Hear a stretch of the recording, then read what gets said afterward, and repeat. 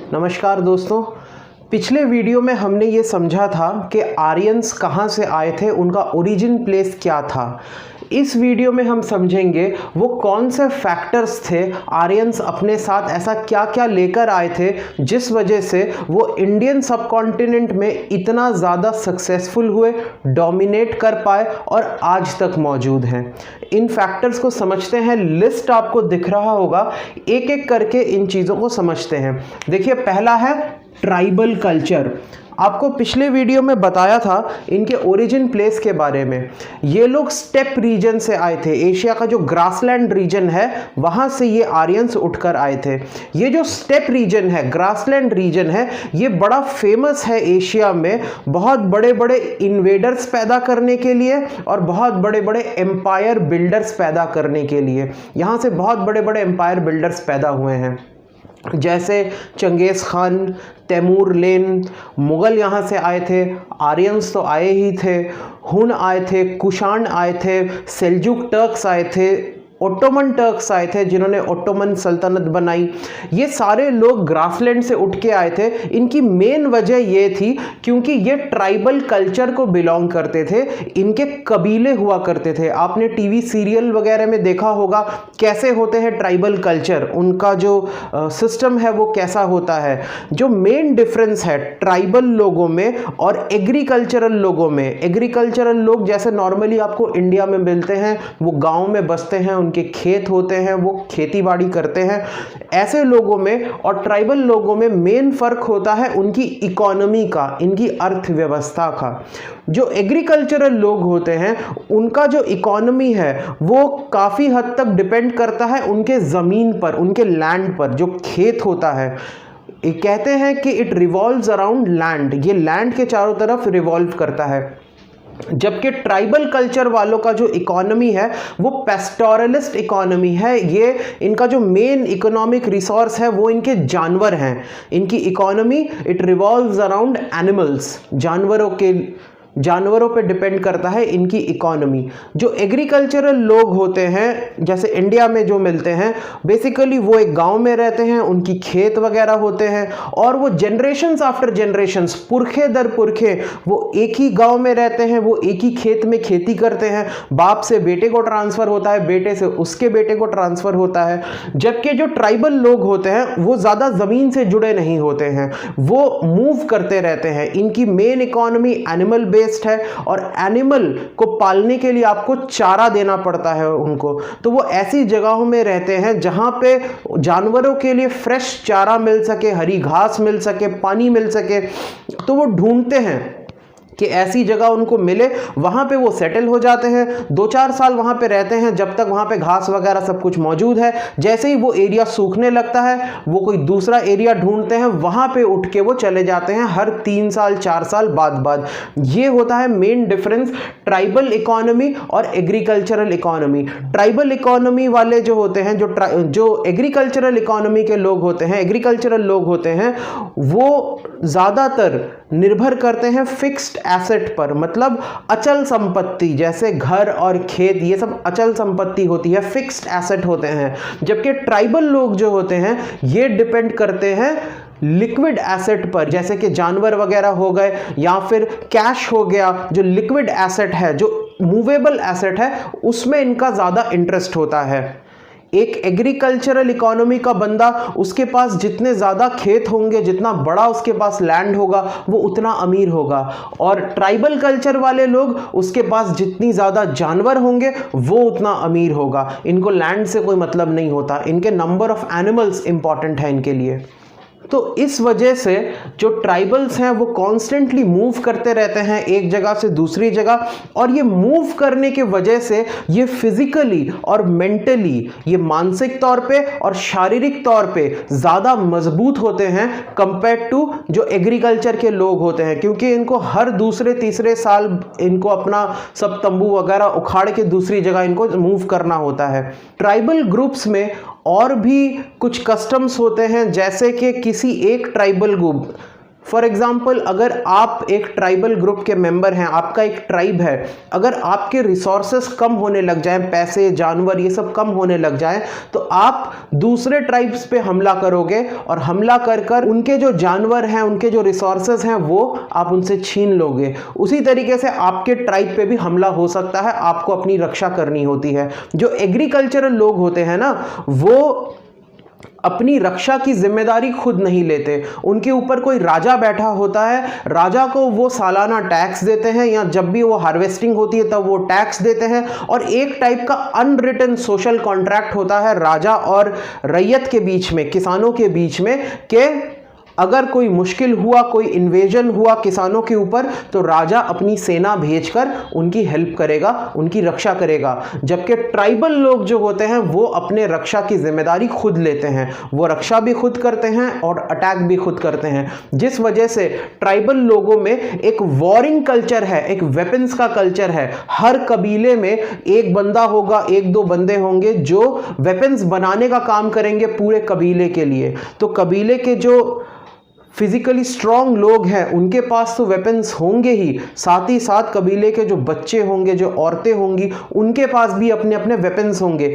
बच्चों को बचपन से ही ट्रेन किया जाता है वॉर के लिए, लड़ाई के लिए। कोई तीरंदाजी में स्पेशलिस्ट होता है, तो कोई स्वॉर्ड चलाने में स्पेशलिस्ट होता है। तो जो ट्राइबल लोग होते हैं उनमें ये बड़ी नॉर्मल सी बात है, नॉर्मल सी चीज़ है कि ये वॉर की प्रैक्टिस करते हैं, ये वेपन्स की प्रैक्टिस करते हैं। जबकि एग्रीकल्चरल लोगों को इन सब चीज़ों से दूर दूर तक कोई मतलब नहीं होता। वो अपने रक्षा की जिम्मेदारी पूरी तरीके से राजा के ऊपर दे देते हैं। कुछ भी होता है वो राजा के आगे हाथ जोड़ के खड़े हो जाते हैं कि हमारी रक्षा करें। जबकि ट्राइबल लोग ये खुद जिम्मेदारी लेते हैं, इस वजह से ये ज़्यादा डोमिनेट कर पाते हैं। कहीं भी जाते हैं ये दुश्मन को हरा देते हैं और वहाँ पे अपनी एम्पायर, अपने किंगडम्स, अपने आप को स्थापित कर लेते हैं। ये एक बहुत बड़ा एडवांटेज है ट्राइबल कल्चर्स के लिए। और इसीलिए आप देखोगे कि दुनिया के जितने भी, एशिया के स्पेशली जितने भी बड़े बड़े एम्पायर्स बने, माइग्रेशंस हुए, इन्वेजन्स हुए, वो ट्राइबल लोगों ने किए। चाइना को सदियों तक परेशान करके रखा था मंगोल्स ने, उसी तरीके से रोमन एम्पायर को भी अलग अलग ट्राइब्स ने परेशान करके रखा हुआ था। इंडिया में ट्राइबल्स आए, सिर्फ आर्यंस ही नहीं, उनके बाद भी आते चले गए। ट्राइबल्स जैसे ही इंडिया में आते थे वैसे ही उनको ज़मीन दिखती थी इतनी अच्छी जहाँ पे वो एग्रीकल्चर प्रैक्टिस कर सकते थे। तो कोई भी ट्राइबल ग्रुप इंडिया में आता था, वो कुछ साल तक तो पैस्टोरलिस्ट लाइफ जीता था, बाद में वो खुद भी एग्रीकल्चरिस्ट बन जाता था, क्योंकि एग्रीकल्चर में एक सेटल्ड लाइफ मिलता है जो कि ट्राइबल लाइफ में नहीं मिलता है। हर दूसरे तीसरे साल उनको घूम के इधर उधर जाना होता है, गारंटी नहीं है कहीं जाएंगे तो कुछ मिलेगा नहीं मिलेगा।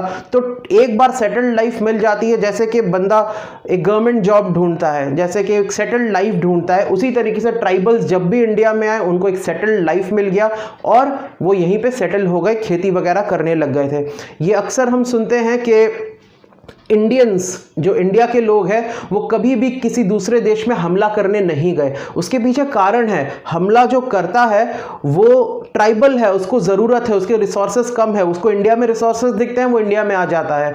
जबकि इंडिया में जो लोग बस गए, वो जो ट्राइबल भी जो आके इंडिया में बस गया, तो उसके पास रिसोर्सेज भरपूर हैं, अब उसको कहीं और जाने की ज़रूरत नहीं है। इस वजह से इंडिया ने कभी कहीं पे इन्वेड नहीं किया, क्योंकि इंडिया हमेशा से सेल्फ सफिशिएंट था। ये एक सबसे बड़ा कारण है। इसलिए नहीं क्योंकि हम बहुत शांति प्रिय हैं या फिर हमें हमला करने की ताकत नहीं थी। इंडिया हमेशा एक सेल्फ सस्टेन्ड इकोनॉमी था, जिस वजह से इंडिया ने कभी भी कहीं पे हमला नहीं किया। जबकि ये लोग ट्राइबल्स हमेशा इंडिया में आए और आके यहीं के बन गए, फिर 200-300 साल बाद कोई दूसरा ट्राइबल ग्रुप आ जाता था इंडिया में, इसी तरीके से चलता रहा। तो ये था पहला फैक्टर जिस वजह से आर्यंस इतना ज़्यादा सक्सेसफुल हुए इंडिया में। दूसरा कारण आर्यंस के इतने सक्सेसफुल होने का, वो था हॉर्सेस, घोड़े।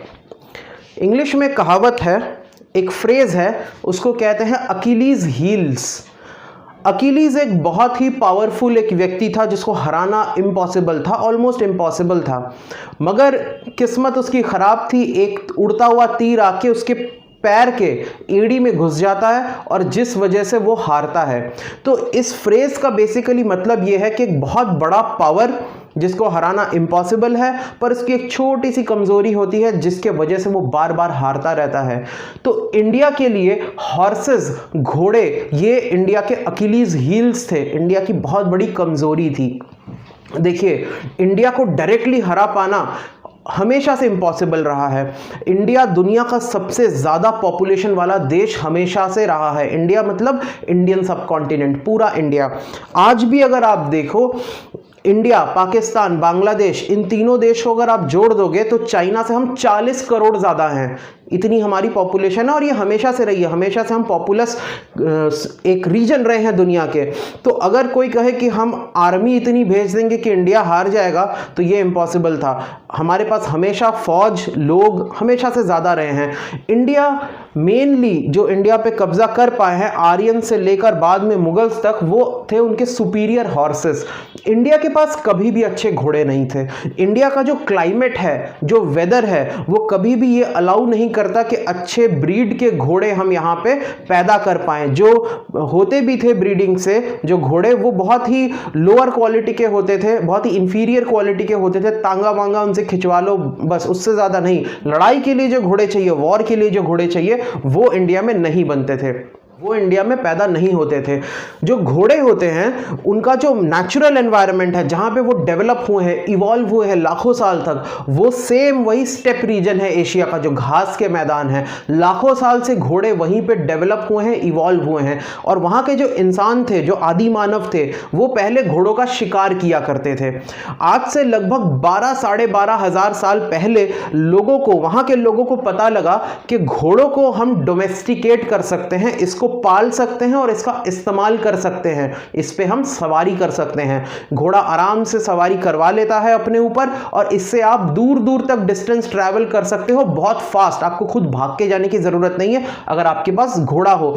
तब से 12,000 साल पहले से जो सेंट्रल एशिया के लोग थे, उन्होंने घोड़े को डोमेस्टिकेट किया। उन्होंने उसके बाद हर फैमिली, जैसे आज इंडिया में हर फैमिली के पास एक 2 व्हीलर होगा ना, उसी तरीके से सेंट्रल एशिया के लोगों के पास हर फैमिली के पास एक आध घोड़ा हमेशा से होता था। जो उनके फैमिली के बच्चे होते थे वो चलना, बोलना और घोड़ा चलाना, ये 3 काम एक साथ सीखते थे। उनके लिए नेचुरल प्रोसेस था। जैसे चलने के लिए आपको कोई ट्रेनिंग नहीं लेनी पड़ती, आप बड़े होते हो, धीरे धीरे चलना सीख जाते हो, बोलना सीख जाते हो। उसी तरीके से यहाँ के जो बच्चे थे, सेंट्रल एशिया के बच्चे, वो घोड़ा चलाना सीख जाते थे। इंडिया में क्या था कि अगर किसी को घुड़सवार बनना है तब जाके वो ट्रेनिंग लेता था और वो घुड़सवार बनता था। तो ये एक सीखने वाला प्रोसेस था। जैसे कोई अमेरिकन आके इंडिया में हिंदी सीखता है, मगर हम लोग जो नेचुरली हिंदी बोलते हैं वो हमारा एक्सेंट कभी नहीं ले सकते, वो चाहे जितनी अच्छी जगह से हिंदी सीख ले, ठीक है। तो वहाँ के लोग भी नेचुरल राइडर्स थे और वहाँ के घोड़े, वहाँ का एनवायरनमेंट बिल्कुल नेचुरल एक एनवायरनमेंट था घोड़ों के लिए। इसलिए बेस्ट क्वालिटी के घोड़े आपको सेंट्रल एशिया और अरेबिया रीजन से हमेशा मिलते थे और इंडिया भी हज़ारों साल तक वहीं से इंपोर्ट करता था।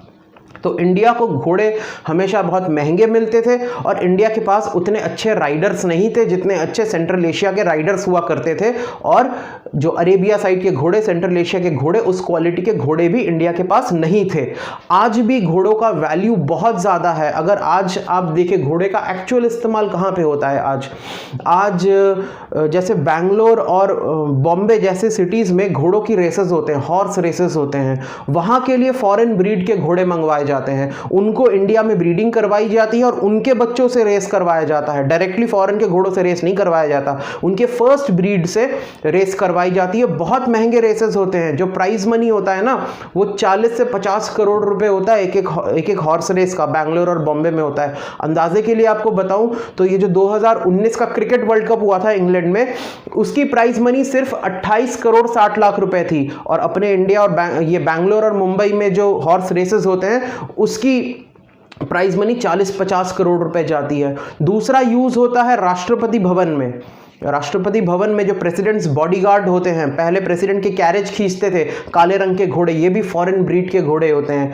तो ये बहुत कीमती होते हैं। जो रेस में भागने वाले घोड़े होते हैं उनकी प्राइस हमारे आईपीएल के प्लेयर्स से ज़्यादा होती है, और जो राष्ट्रपति भवन के घोड़े होते हैं वो फॉरेन ब्रीड के होते हैं और इतना अच्छा उनका देखभाल किया जाता है, 20 लोग लगे होते हैं, उनकी मालिश करते हैं, उनको खिलाते हैं और वो दिन भर आराम से रहते हैं। यहाँ तक कि जो हमारे फॉर्मर प्रेसिडेंट थे श्री प्रणब मुखर्जी, वो जब पहली बार एमपी बनते हैं और राष्ट्रपति भवन जाते हैं, 34 की उम्र रही होगी उनकी जब वो पहली बार एमपी बनते हैं, तो वो राष्ट्रपति भवन में जाके घोड़ों को देखते हैं और देख के वो घर आके अपनी दीदी से कहते हैं कि भगवान करे अगले जन्म में मैं राष्ट्रपति भवन का घोड़ा बनूं। तो उनकी दीदी पूछती है क्यों, ऐसा क्यों?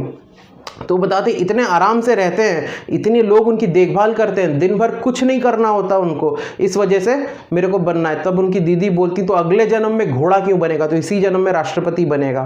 खैर, तो ये वैल्यू है इंडिया में घोड़ों का, हमेशा से ये बहुत वैल्यूबल और बहुत बड़ी इंडिया की वीकनेस रही है, और इस वजह से मेनली इंडिया पिछले, अगर आप देख लो, इन्वेजन इंडिया में हज़ारों साल से होते आए हैं, और ये एक मेन कारण है जिस वजह से इंडिया इन्वेडर्स का शिकार होता रहा है, और आर्यंस भी इस वजह से इंडिया में आ पाए और डोमिनेट कर पाए और इतने जल्दी, इतने ज़्यादा मात्रा में वो इंडिया में फैल पाए।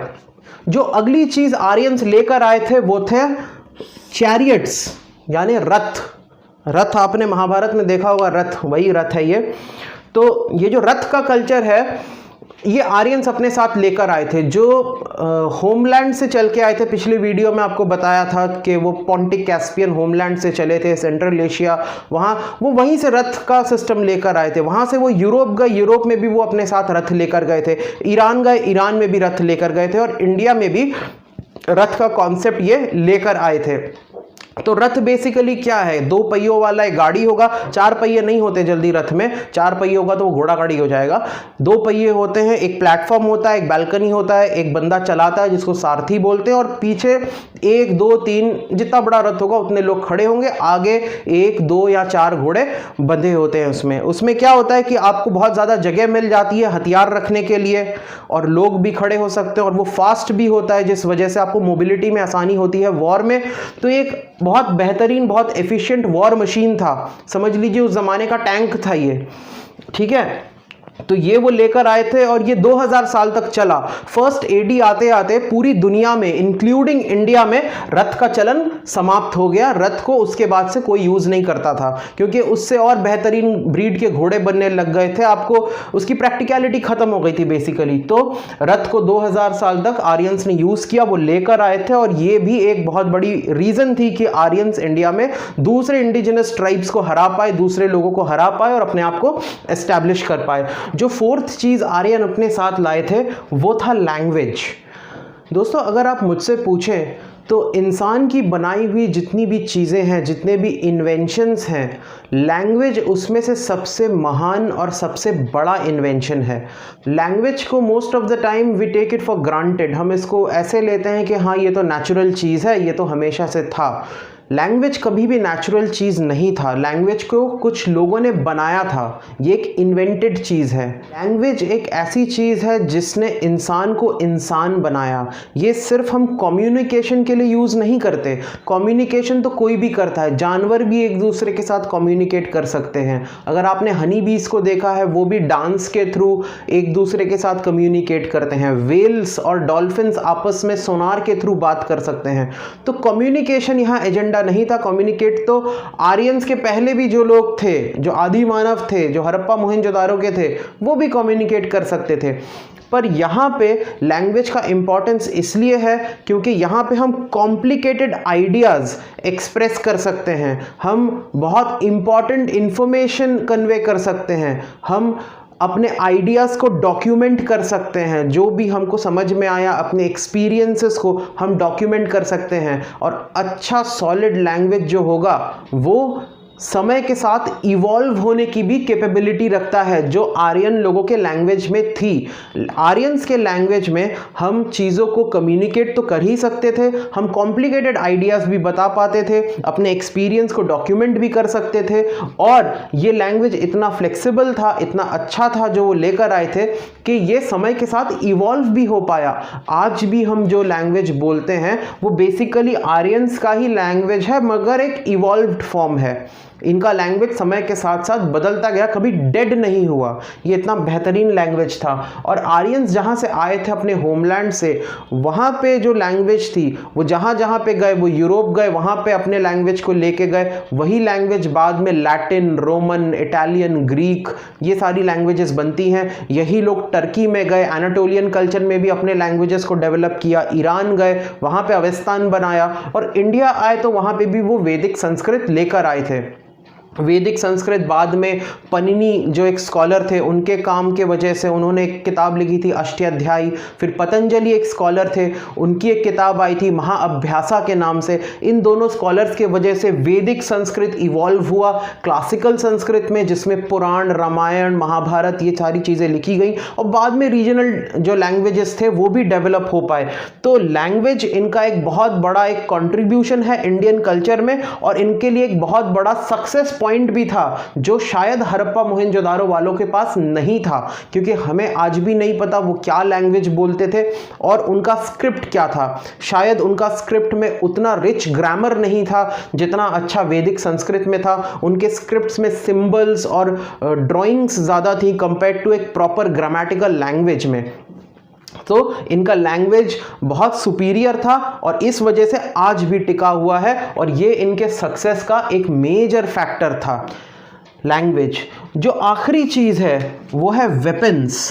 आर्यंस अपने साथ एक वेपन कल्चर लेकर आए थे। आपको पहले भी बताया था कि वो ट्राइबल कल्चर से आए थे। ट्राइबल कल्चर में वॉर, बैटल्स, वेपन्स एक बहुत ही इंट्रिकेट पार्ट होता है इन लोगों के लाइफ का। तो वेपन कल्चर वो इंडिया में लेकर आए थे। इंडस वैली सिविलाइजेशन के जो आर्कियोलॉजिकल साइट्स हैं वहाँ पे भी हमें हथियार मिलते हैं, वहाँ पे भी हमें वेपन्स मिलते हैं, पर हमें नहीं पता वो एग्जैक्टली उनका पर्पस क्या था। क्या वो वॉर के लिए यूज़ करते थे या फिर सिर्फ छोटे मोटे डिफेंस या फिर किचन वर्क या फिर फील्ड वर्क के लिए यूज़ करते थे, हमें ये नहीं पता। मगर वेपन्स जो हमें वैदिक कल्चर में मिला है वो बहुत ज़्यादा है। अलग अलग कैटेगरी के वेपन्स मिले हैं, और स्पेशली अगर आप उस ज़माने की बुक्स पढ़े, ऋग्वेद को पढ़े, उसमें वेपन्स का बहुत ज़्यादा क्लासिफिकेशन करके बताया गया है, डिटेल में बताया गया है। जैसे आप टीवी सीरियल्स में आप दो शब्द सुनते होंगे, अस्त्र और शस्त्र, दोनों में क्या फ़र्क है?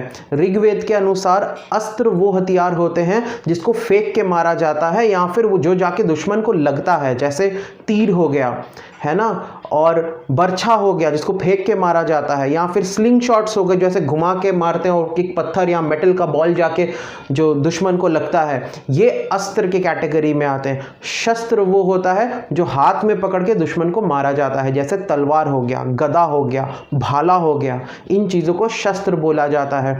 फिर अलग अलग एक ही हथियार के अलग अलग कैटेगरीज बनाए गए, अलग अलग टाइप्स बनाए गए। जैसे तीर, हमें सिर्फ एक तीर पता है, मगर तीर के कितने टाइप्स होते हैं उसको ऋग्वेद में अच्छे से क्लासिफाई किया गया है। ईशु होता है, सारी होता है, सरयू होता है। फिर जहर लगे हुए तीर को वो दीघा बोलते थे। और हथियार ही नहीं, और भी बहुत सारी चीज़ें जो वेपन्स जो वॉर के लिए ज़रूरी है, जैसे हेलमेट को ऋग्वेद में सिप्रा कहते हैं। और जैसे शील्ड, ढाल को वो त्रिवारुथ बोलते हैं। उसी तरीके से कवच का भी एलैबोरेशन है। तो अगर आप पढ़ो उनका एलैबोरेशन तो आपको पता लगेगा कि वेपन का कल्चर और वॉर का कल्चर कितना ज़्यादा था आर्यंस में कंपेयर टू दूसरे सिविलाइजेशंस जो पहले के सिविलाइजेशंस थे। तो ये 5 फैक्टर थे जो आर्यंस इंडियन सबकॉन्टिनेंट में लेकर आए और जिस वजह से वो इतना ज़्यादा सक्सेसफुल हुए। तो नेक्स्ट वीडियो में हम समझेंगे अर्ली वैदिक पीरियड और लेट वैदिक पीरियड में क्या मेजर डिफरेंसेस हैं और क्या थे वो वैदिक रिचुअल्स जो आर्यंस और वैदिक समाज को डिफाइन करते हैं। जैसे अश्वमेध यज्ञ में एक्चुअली में क्या होता था, कैसे उस घोड़े को राज्य बढ़ाने के लिए यूज़ किया जाता था, बाद में उसी घोड़े की बलि चढ़ा दी जाती थी, होता था राजसू यज्ञ, और भी रिचुअल्स को हम देखेंगे जो वैदिक पीरियड को डिफाइन करते हैं और इंडियन कल्चर को, स्टार्टिंग पॉइंट को डिफाइन करते हैं।